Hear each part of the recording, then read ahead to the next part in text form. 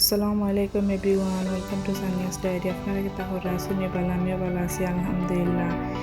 এই তো প্রতিদিনের মতো আজকেও সকালে ঘুম থেকে ওঠার পরে প্রথমে চা খাই নিলাম।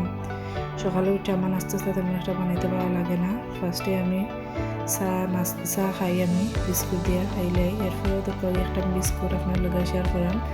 বিস্কুটটা কুকিজের খুবই ভালো লাগে বা খাইতে খুবই স্বাদ লাগে। এরপরে রান্না প্রিপারেশন নিলাম, কি তার রান্না পেঁয়াজ গুলিয়া দেখো মাংস বাহিলাম এক দুইটা বাহিরা এখনকে আমি ভিজিয়ে তো রাখবো, কারণ আখটাকে দুজনে বাহিরা না তো যায় তাহলে বড় ফ্রিজে বহুত লেট হয়ে যায়, রাঁধতেও লেট হয়ে যায়।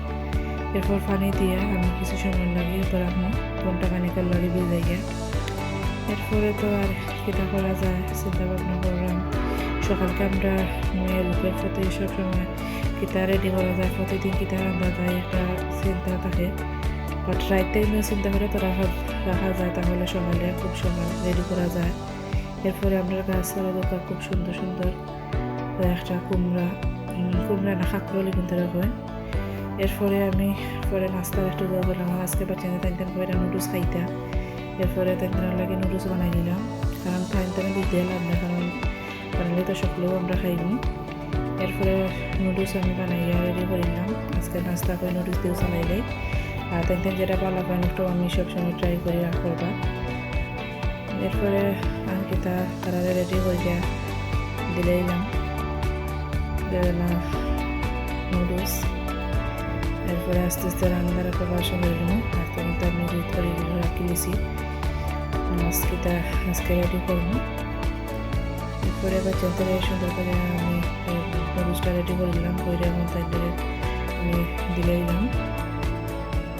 এরপরে আমরা খাই নিলাম, আমাদের সস দিয়ে খাইলে খুব ভালো লাগে নুডলসটা। আর এই যে সসটা দেখা এটা আমরা হাতের বানাই রেডি করা আমার। এরপরে বাচ্চা মিলিয়ে এরপরে আমার ওষুধ খাইলাম, কারণ ওষুধ খাইতে আমার তেমন একটা মনে থাকে না। তবে বাচ্চাদের খাওয়াইতেও আমার মনে থাকে না, লাগে আমি সবসময় খেয়াল রাখি যে আগে নাস্তা বা কিছু খাইয়া সহজে 2 টাইমের ওষুধ থাকে আগে খাওয়াইলে। এরপর করে ওষুধটা খাওয়াই আমার ছোটো বাচ্চা তাই ওষুধ খাইব লাগে খুব পাগল। তাই খালি মনে করবা যে ওষুধ খাইতে করি, তাই খালি করবা আমার ওষুধ তাই ভাত খাইবা আগে তাই পাগল ওষুধ খাইবা লাগে। এরপরে কত করে রান্না আমার অলরেডি শেষ। সেইটা আমি দিলে গরু মাংসের রান্না বাড়ছিলাম, গরু মাংস একটা কাঁকড় ভাজি। আর সেইটা তো ভাত রেডি করলাম। মাছের দোকান ফাইভবিয়া মাছ, আমরা শুদ্ধ ভাষায় ফাবদা হই, আমরা সিলেটি ভাষায় ফাবদা হই ফাইভবিয়া। এরপরে বিকালকে তাই বাচ্চাদের খেলাই রাত লগে একটু আমি নিজেও যোগ দিলাম। আর এই ছিল আজকের ভিডিও। কেমন লাগলো কার কাছে ভালো।